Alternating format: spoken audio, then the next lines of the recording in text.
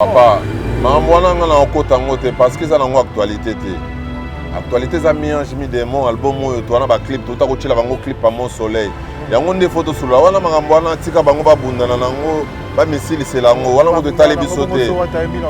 c'est la poule à sa voix, mais c'est le chanteur à la voix des anges. À la voix des anges. La poule à la voix, il y a besoin de papa. Il y a la voix, il y a la showbiz à papoli ba différence, à paloli ba fantôme, à paloli ba Sud Boys. Voilà. Il y a la voix na ebiso wana distraction. To kota na distraction wana na ebi na ngate so za ba faux chanteur to ya banini. To tale la bango eza débat. Eza actualité te papa. Actualité za mi ange mi démon. Ba clip à moment paradis eza wana. Il est de faire la promotion de son album.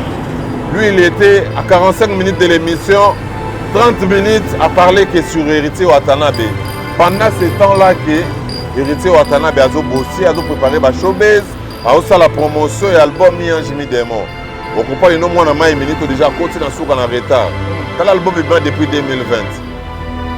Si vous avez un micro baladé, vous n'avez pas de bateau, les cabanes, vous n'avez pas de bateau. Et une fois, l'ouragan a vu sur Alain Pella, père. Pesanga Lupemba, Maramuna, Tabanze, Mozo, Canada, qui n'est pas venu à Alain Pella. Là où tu n'es pas venu à Alain Pella, oh papa. Là où tu n'es pas Alain Pella. Zemboalé dans YouTube, Zemboalé dans YouTube, il y a génération. Ah, on comprend que nos basaliers, pas de chat vocal.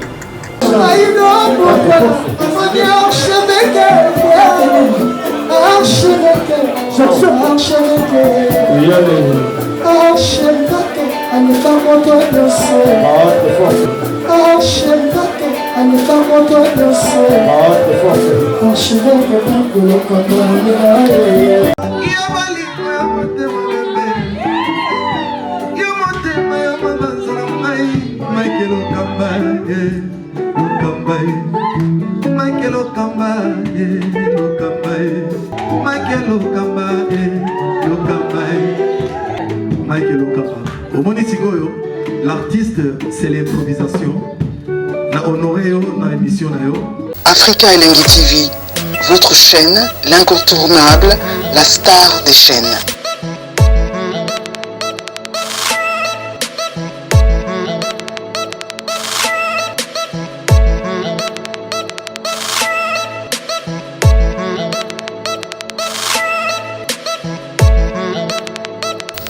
Africa Elengi TV, la magie de l'info.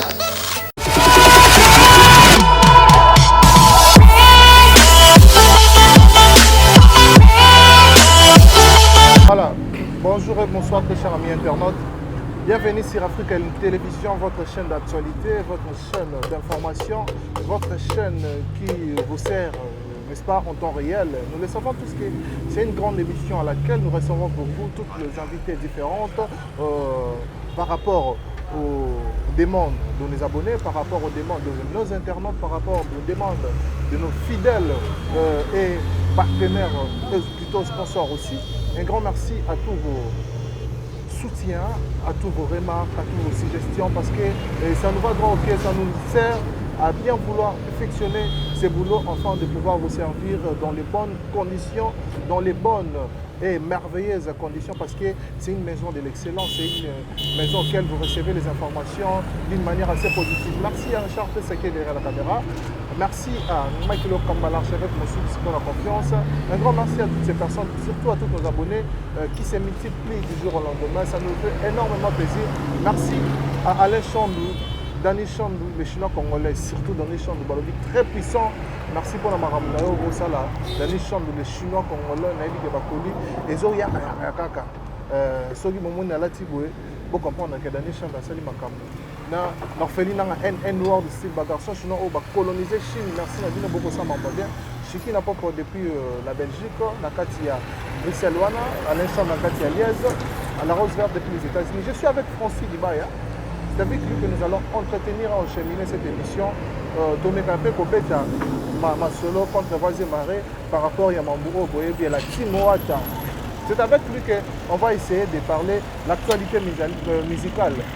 Un grand plaisir pour moi de recevoir encore Francis Diba encore une fois dans ce beau plateau. Je pense que Bolanda Guebo c'était là qui, l'autre fois Melelo. Si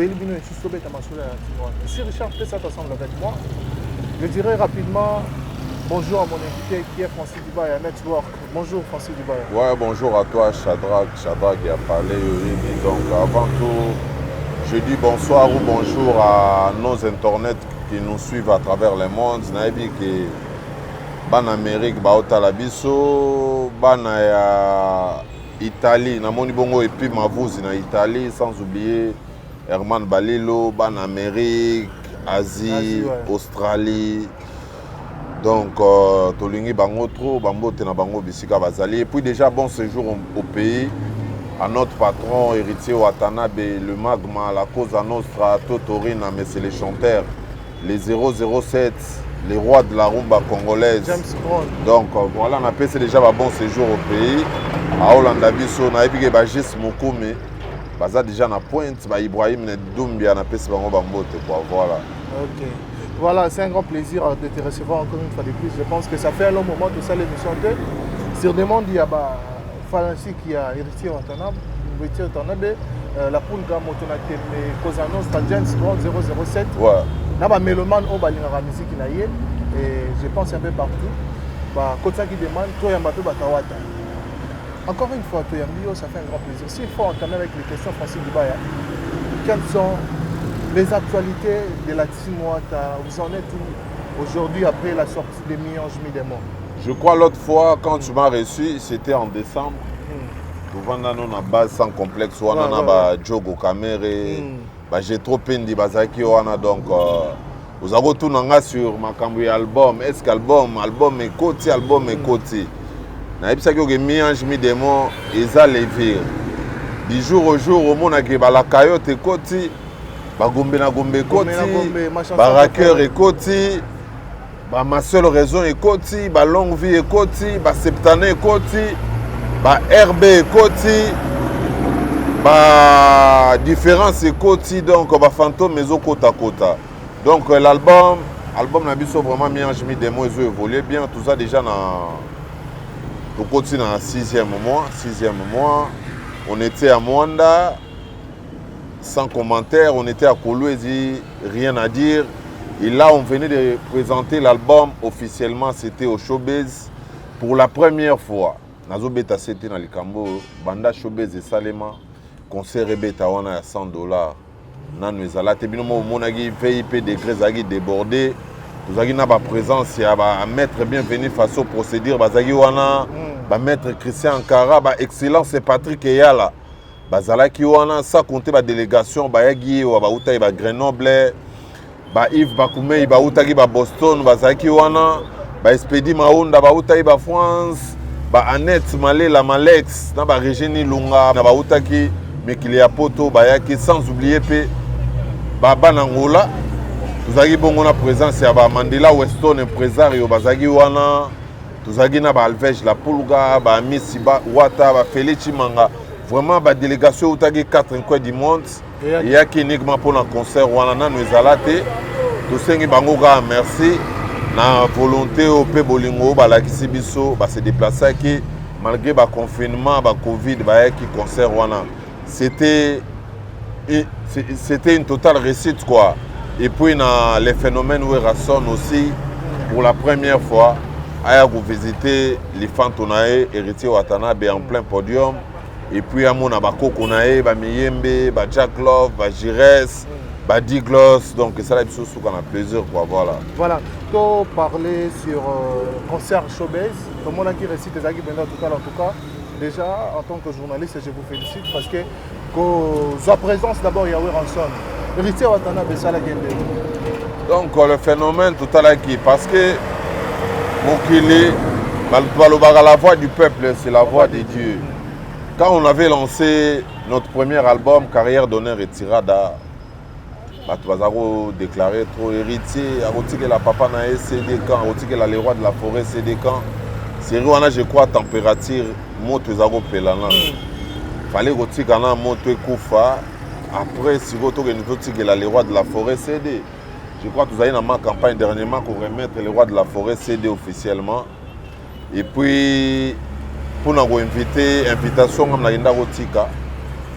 la team et comment il est les rois de la forêt et puis les rois de la forêt à Kizaki réception et puis père à 15 minutes avant Yandoule déjà à comment on a page officielle nae en route pour les showbiz au concert d'Héritier Watanabe. Je crois que Claudel la merveille depuis les États-Unis, le Canada balanda qui en haut, Kandi KBA sans oublier Léa Dimbi Bamona qui en haut. Et quand le phénomène est entré, tu auras qu'il le phénomène, tu sais qu'il est bon en aïe. Je crois les images, les gens ont vu les images. Tu as 4 points à monde. Tu as Internet, tu as YouTube, tu as Facebook, tu as Instagram, l'actualité. C'était un honneur pour nous parce que les phénomènes ont voyagé les mêmes dimanches aux États-Unis. Après ça, ils ont voyagé pour qu'il y ait honorer Héritier Watanabe. Je crois le parole, le phénomène à l'Obaki, et puis symbole à payer $50 ou à payer Héritier Watanabe. Et le but déjà trop, bateau bazana mis sur Romona, bamona déjà au nyos. Polémique nene. Le but que Héritier a favorisé Père Naye, a bengi ba prêtre ba bamier au-delà de 4 à 5 000 $. Maintenant il y a $50. Ah, polémique wana les rois de la forêt loba na côté saloboko na poche billet union sur obima yango ne na opesa héritier au comprendre que billet il y a $50 mutebima qui les rois de la forêt billet il faut balongola $10 bah ça il au déjeuner na tongo les restes au garder yango déjà les faits sur papa déjà pesi mwana symbole ya mbongo il y a déjà bénédiction. Je crois que la centralisation de Paris à Otalabiso, sans oublier Cédric Mouyembe depuis l'Afrique du Sud, à Otalabiso, et pas l'Abiso africain, il y a déjà bénédiction, il y a déjà l'Oupembaso, papa Pessimbongo. Donc, et puis le roi Lobagi, tant il y a succès héritier Watanabe et Koki. Il y a un autre website qui a un album, un générique. Vous allez très prudent, mi-ange, mi-démon, ils ont manqué si trop. Il y a un billet qui est on comprend que nous dadi fin 2020 2021 tout en top donc ça tant abisso donc voilà vous comprendre que tu peux nous affirmer que présence Yahweh Ranson est bénéfique pour le concert Nabino que apporter en plus la réussite à concert Nabino. Donc la Poulga une fois de plus alinga qui a honoré Batouné à travers le monde. Tu vois Batou solo là ma solo ngo ba genre Batou solo là bandenge na bandenge. Solo la moi faux. Et bon, est-ce qu'on roule avec Sabato non? Les rois de la forêt, héritier Watanabe, ils ont les solo à papa na moi. Donc voilà, il y a un autre honoré père et la présentation à deuxième album Nabiso, na showbiz. Donc ils ont un événement, un concert mémorable que l'histoire retiendra parce que Nabisa qui batou, concert on attend tomber tabassété pendant la préparatif, Nabisa batou manquer événement on a dit. Les événements, ils ont plein trop. Il fallait profiter de l'événement. Je crois que les gens qui Jibi Mayo, Poli Mayo, bénéficier d'un événement.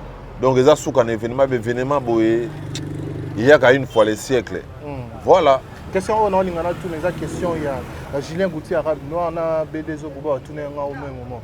Balobi héritier place à la ça dévoiler stratégie là oh ça dit lelo à s'approcher là où Ranson et pas faire ego là parce que comment on a pu faire ego là soit c'est plutôt où Ranson a se présenté du coup on a pensé à faire ego là et ça l'a fait bien et alors stratégie nini oh héritier ça là qui on a comme on a tente il y a pour zonger là directement où Ranson parce que entre autres il y avait eu des acharnements. Il y a grave. La stratégie est ça bino beaucoup de mamans collé Serena ensemble certainement à papa certainement il y a mis Wata sans ignorer la stratégie on a que Wera a eu un concert à Wata à IMBP. Si ça non l'artiste il est bien entouré. Et on a ce qu'il faut s'adresser. Ouais, l'artiste c'est Obi. Faut s'adresser maintenant à faire je suis pas mieux placé pour la question on a. Pour la question on a vraiment mieux placé tes mains. Il y a un objectif, tout ça, la stratégie pour nous, les rois de la forêt. Les Arabes qui héritiers Watanabe est bien entouré. Au monde qui battu son éminence, Maître Kazi. Un artiste, on comprend, Maître Fantôme, Maître Tété Kabouakabou et entouré artiste. L'artiste est bien entouré. Il est entouré par Maître Paul Djonga. Maître Paul Djonga, le direcable, na OPC Bambo Tebisi Kazali. aza bien entouré na ba Sylvain BH, ba Charlie Rubenga, ba Eli Mobutu. Donc voilà, ezaka to sala qui démarche wana ya ko zongisa makambo nyonso courant ezonga bien ndenge ezalaki liboso. Yango omona ke no fruit nango showbiz yango wana fruit nango comprendre ke no mi ange mi démon to valoriser père na biso na dadi créo ezangi ekangi monde. On comprend que nous avons plaisir. Il y a au moins une ambulance à bois qui est le roi de la forêt écrit à Dadi. Et puis Dadi a exhibé en plein showbiz. C'est un plaisir. Donc je suis mieux placé à relever la maramou héritier Watanabe. Mais quand on artiste c'est Misusu vraiment n'a mieux placé. Ok, mais voilà. On a peu présence il y a Manik de John dans le concert wana. Na ken piano. Après plusieurs acharnements où ils allaient s'attaquer à l'héritier Watanabe, présence dans le concert wana. Quel piano mon jour à balance? Quel piano jour à balance? Quel piano jour à balance? Manik né. Mon jour à concert sur la Manik de John. Non, Francis Dibaya, Côte Sang, Assombelang habillé. Tellement il n'y avait pas des invitations. Tazaro Giran, il faut soit un secrétaire Charlie Rubenga. Donc il y a un conseil pour ça dans bateau la biso. Dans la vie, tu es bagarre au salabolamo parce que si tu es au salabamabe, il bagarre que nous un jour ou rattraper biso. Voilà donc la pulga, à Moutoumoro bien, à Solola bien à Batutu. Au moment combien de fois tu vas finga, mais il parle bien Nabango. Donc la route tourne, il faut savoir tourner sa langue cette fois des balobaka. Il y a qui a cotaté, il y a qui a joué image en tant que mon partisan, il y a qui a cotaté.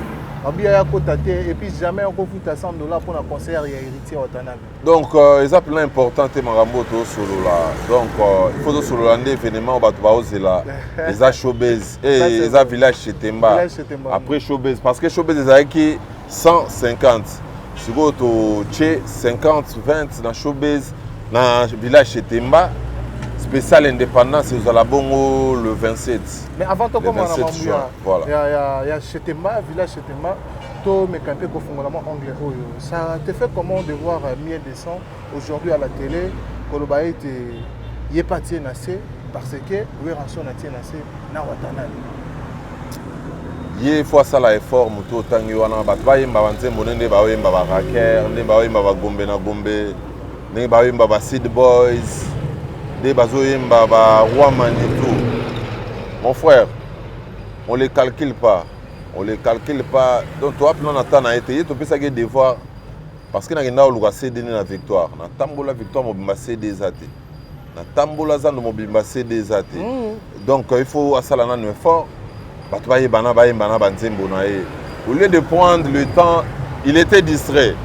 Au lieu de faire la promotion de son album, lui, il était à 45 minutes de l'émission, 30 minutes à parler que sur Héritier Watanabe. Pendant ce temps-là, Héritier Watanabe a bossé, a préparé la showbiz, a fait la promotion et l'album Mi Ange Mi Démon. On comprend que nous, on a minutes déjà côté dans souk en retard. L'album est bien depuis 2020. Sur aux yeux micro balader au chat pas battre les cabanzé monata mo battre baie bien bango. On doit dire mais la grand chanteur, Héritier Azo ignorant au pétro. Grand chanteur il y a problème mais il faut bêta n'est bilo réseau bêta. Faut bêta na nini, il faut bêta. Je crois qu'il y a Abbé Coco à Hollandangai na ba Elvis Boule les banquiers, Clovis Boule les banquiers, ba Chanel Ndenga. Ba yembelanga banzembo tozana bango toyo ka ba yemba album. Yo mon route fanatique à Gombe na Gombe. On comprend que nos sœurs nanga on est là pour le prison break. Il y a l'ingane amour véritable à Bernadette Massengo. Moi na mai wana fois ça un effort. Banzembo album est bêta. Oh. Ah ça l'effort banzembo est bêta. Hier j'étais à Massy dans quartier 3. Je suis allé voir ma mère et mon fils. Na moni ba na moto. Aoye bisanga Francis Dibaya. Bana moto bazo beta album na ndenge album ezo beta na niveau saganate Valdi Tamboy. On était avec lui dans l'anniversaire à Prince Bakali, mais condoléances à Prince Bakali. A auto pour faire la paire. Valdi Tamboy bisinga Dibaya nazaki na Selemba ou bana moto bazo beta album na degré moya au saganate. Tu as ba vidéo challenge ba fanatique batinda dans 4 coins du monde. On comprend que nos albums ezo beta. Surtout on attend distraction, te bisonde musala et le bail mon héritier Watanabe travaillant on est en train de travailler sur l'album. On comprend que nous tous en 28 titres inédits. Mi-Ange est en 14 titres, Mi-Demo est en 14 titres, et puis tout là bango logo moko est en bolingo nanga nzimba Lionel Yoka. On est disponible dans la plateforme et puis à téléchargement. Toi on attend à été, on les calcule pas, Yemoko bundana nango. Yemoko bundana nango quoi. Alobi na petit frère un héritier retardable qui ça? Miel de sang. Il n'est pas son ami. Il n'est pas son ami, je te dis vrai. Il faut ça un effort à Kenda Louravi na biso Alempela parce qu'il y a où t'es pas venu na biso Alempela. Utala nzimbo na bango te ya papi tombala bazaka kuna ba mon ami Gelor ba Masalanga Ronsar Kanza ba Christian Solo ba Mirage Supersonique ba où t'es pas venu na biso Alempela en génération A. Ye mamba wenge plan bien placé ta solo la magambo. Je crois que Koudou Kanklo Sambila Hollanda biso ba Dodi Chong de la défense ba Patrick Ebin dans ba Bobo Beloy ba ebige ya na masolo ana ta obeta masolo wengete ye faut beta masolo génération A seri ba beta bala na sili maloba poyo loba na nze momo vina biso twakolenda utande kuna na génération A ya mieux place obeta masolo wengete comprendre voilà mais je ya lobia boni moto bino ndire bo pelisa et fois Louravi na biso Alempela père Pesanga Lupemba, Bangamuna Obeta Banzemo Zo Kanata, qui n'est pas venu à Alempela. Ya où t'es pas venu à Alempela, oh papa. Ya où t'es pas Alempela. Zemboalé na YouTube, Zemboalé na YouTube, il y a génération A, on comprend que nos basaliers pas de vocal. N'a pas Masalanga Janeli Mbemba, que j'ai salé leader depuis l'Angola. Bah où t'en de génération A. Oh, la solo. Oh. Petara YouTube génération A, Zembo Papi Tombala. Donc, il est importé ça que non. Tout ça très attendu dans Cape Town. Tout est Cape Town. Tout est de Cape Town. Tout est dans Jobour. Namboka ya Barno Mandala. Namboka ya boss Yannick Ekinia. Les boss Yannick Ekinia. Babi Mutakangi Jobour Yewana. Trésege Mouzala de midi. Baebe Kapongo. Tout ça Kouya. Jimmy Belao. Grand prêtre. Tout ça à Cape Town vite fait. Tout ça pour quelques productions. Côté Gouna. Je crois que la poule n'a pas profité d'après moi quelques clips. À côté qu'on a après Torozon et la Bango, tu as tout net la Bango village chez Temba. Voilà. Mais alors, Autotine, l'artiste, il a mis Autotine. Tout le monde a fallu pour Balobi et Azali Moutoyo. Il y a Autotine. Après 5 ans d'artiste congolais, Bobanda ko salé l'amour. Quelques jours après, tout le monde a Kofi Olomide a démissionné dans le village chez Temba. Mais habité, Autotine, on dirait, est comme un instrument oyo, artiste aujourd'hui, oyo, remis au sol et l'amour, notamment. Papa, je suis en côté parce que c'est une actualité. Actualité, c'est un Mi-Demo, album, tu as un clip, tu as un clip à Mon Soleil. Il y a des photos sur la wala magambwana tika bango babundana nango ba misili c'est lango wala mo de talebi sauter. C'est la poule à sa voix, mais c'est le chanteur à la voix des anges. À la voix des anges.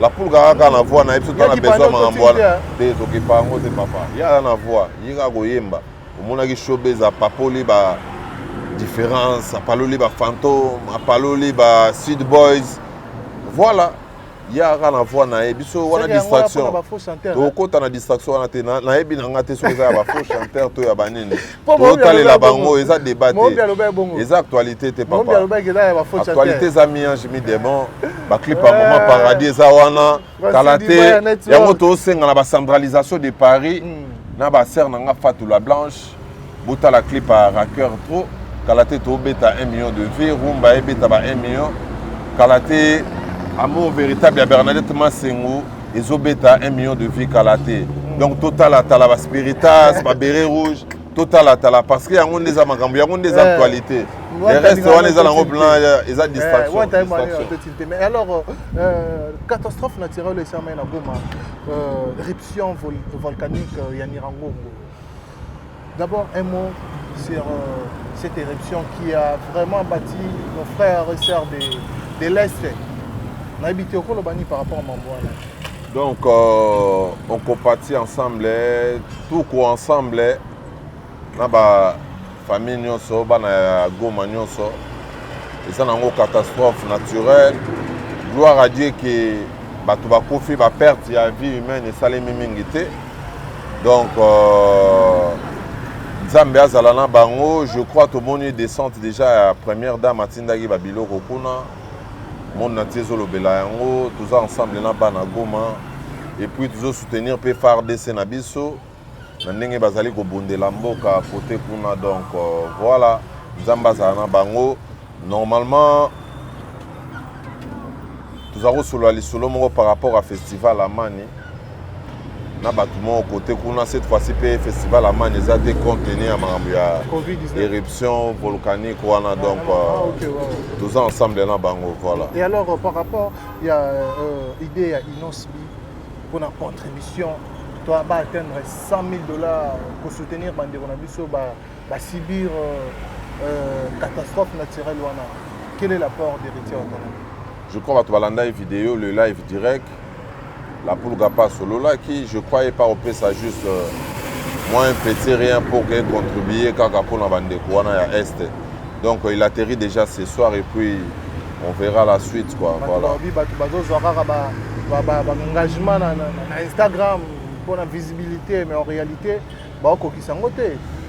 la poule papa social yo mo monara partout il passe atika batu bongo tatika bande gone bongo te tozalaka na chango na bokasi ya fondation ya Sénébilé bomona ndenga pesaki mo enveloppe et puis andimi ko zwa orphelin en charge et puis maman puta par rapport à moi de la femme na ba maman je crois que Don Pablo Angelo c'est le patron il était présent à monagi ba image donc il y a tika ba tout talinga mona ba tout va souffrir il compatit avec les gens voilà voilà où tu ya go chat mbeza te la pulga il est très social.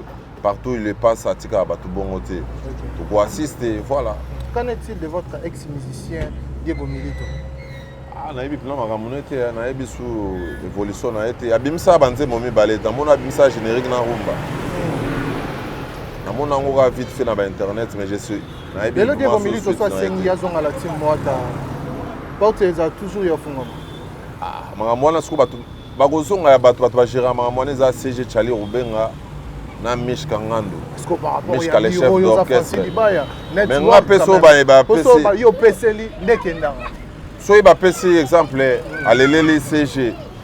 A solo na CG, a solo li banini. Tozora rapport total la so to valider c'est bon ou pas. Voilà, mais moi je peux pas poser décision d'orchestre bateau alors que ngape na nga Soda Mulongo, un simple agent marketeur. Voilà. C'est là qu'on dit que moi c'est na côté prison. Marambo attend à répondre bien au monde va te balayer attend à répondre ma au monde va te passer une émission rapport na yo Francis Diba ça la peut bien quand même je passe le temps au solo lango to mobiliser ga bana ya Afrique du Sud tout ça koya base de la biso donc voilà tu n'as pas ce temps sur lango non attends sur lango to féliciter ngate na to remporter pe trophée ouais. Parce que photo le belango est actualité. En tant qu'agent marketeur, tu fais très bien ton boulot. Moi, j'ai déjà dit, je te félicite parce que tout le temps tu es en ligne, tout le temps tu es connecté. La plupart des gens aujourd'hui, vraiment aux informations, il y a Waka à travers tes réseaux sociaux. Francis Diba, il y a Facebook, il y a Instagram. Tu vas sur information, Waka et pas non ming. Même moi, j'ai dit que aux la bouche autorisée. Si tu parles aujourd'hui, facilement, tu vas comprendre et puis tu vas capter tes noms. Lomi nazaki place moboye tozaki wana tovandi na ba black kwango na ba ne la mampo ya diamant noir ne la mampo ya diamant noir na pese bambote siko to solo la yo ebika ndeza ba staff na sa molele to solo la boye mutumo abi ah mais on voit yo porte-parole à wata abi oyebinde na biti na yugo kana voix tellement to landa go trop na yugo kana voix na bi donc ma voix c'est déjà une marque un grand merci na bateau tout va voter biso parce que votre ça les mains sur terrain ba ina ba commune pendant 3 mois ba kenda ba sélectionnanta et puis TKM courage na 6e édition na 5e édition il y a Culture Awards na ndenge ba récompenser nga je crois que l'année prochaine bana mai misupe ba ozwa trophée yango donc c'est une fierté pour moi je crois à remettre ngango na village chez Temba jour à concert parce que mon ami soit désolé pour mes meilleures chansons. Donc, toi, on a des trophées. Je crois remettre en haut le 27 dans le village chez Temba. En haut, tu as c'est Batourné, c'est Djerba. C'est mes meilleures chansons. Ouais, meilleures chansons. Voilà. Pour les gars, fly. Djerba, Bompeta, Yebi. Tout à la net. Désolé 2020. 2021. Vous comprenez, non, Bantembo et Bimatamo, on a désolé, minute, au côté sur le terrain. Ou attendez, ma Kambobaroum, bezo bêta. Voilà. Et l'équipe a rombagnon, soit.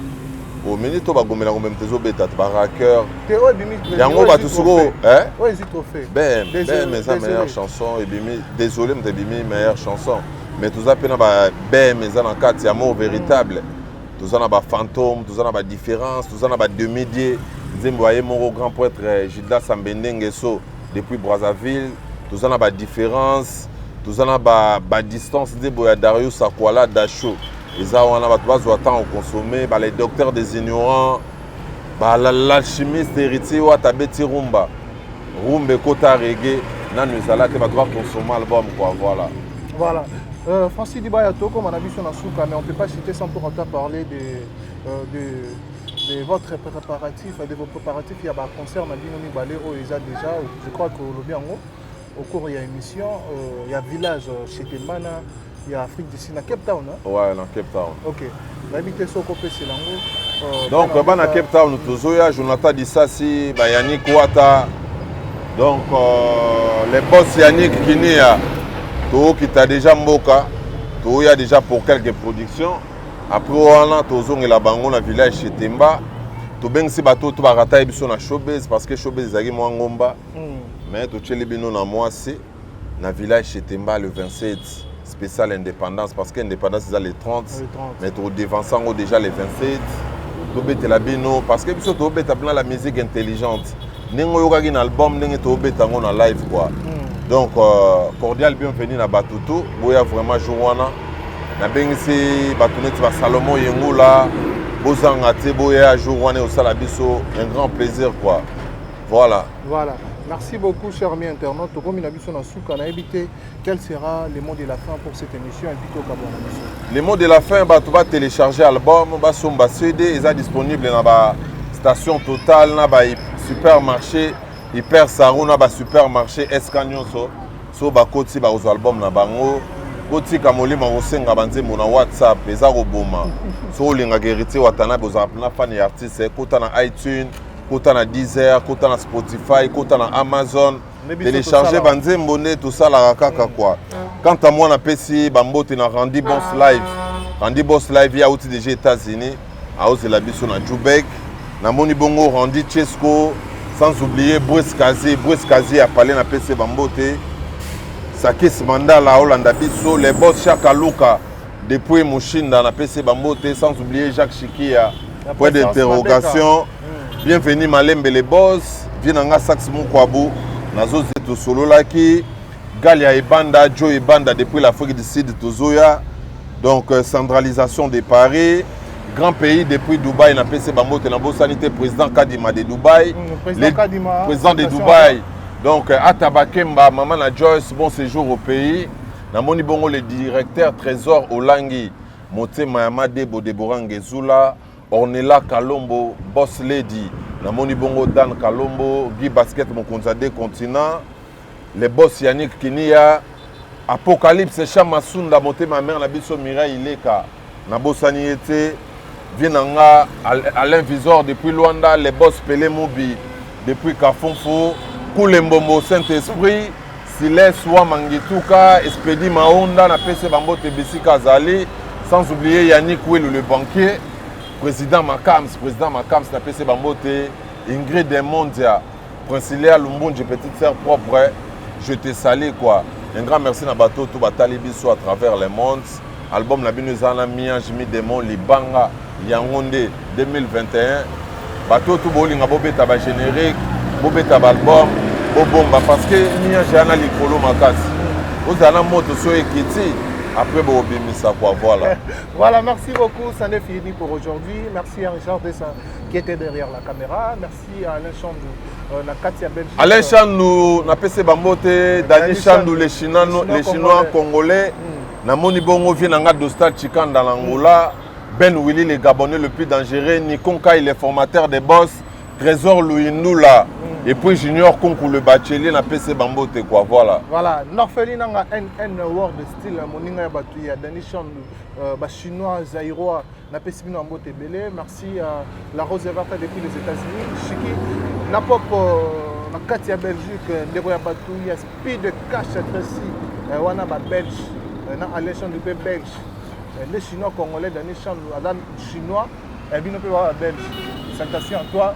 Gouti, arabe noir, Muninga Nanga, Dubaï, il a dit que ma soleil Zali, pourquoi pas aussi penser à toi, Mariam, le femme, grande sœur Yakoto, Charité Zamba, la beauté, Dadine, moi c'est Muninga Myriam, Toum, Naba Christelle, félicitations sur toi, mon ami. Rosemine, bon bébé, Nabisu Asika, Nabique, Mamoza Kitoko. Je suis à la fin et sans oublier mes condoléances à toi, mon ami, Franz Bakali, au père de papa Isagé Nabique. Aux abattis, mais en tout cas, Dieu fera grâce et il va consoler toute la famille. Merci, je suis à la fin. Merci à Richard pour les images. Nous sommes un petit peu dans l'image à qualité. Je remercie Bissonnier sur toi ensemble. Richard Plessa pour la Lili Abou. Je suis à la fin et ici nous remercions les rideaux. Je vous dis bye bye.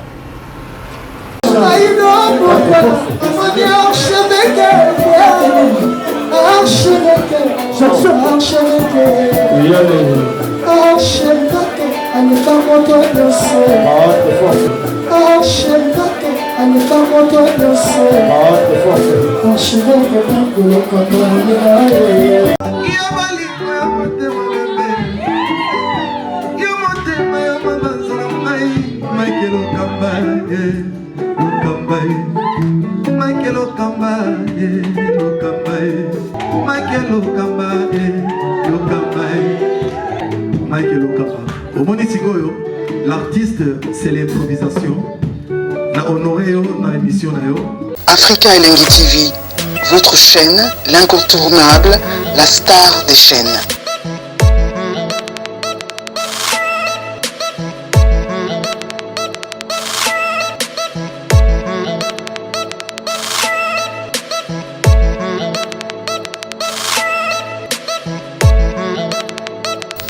Africa Elengi TV, la magie de l'info.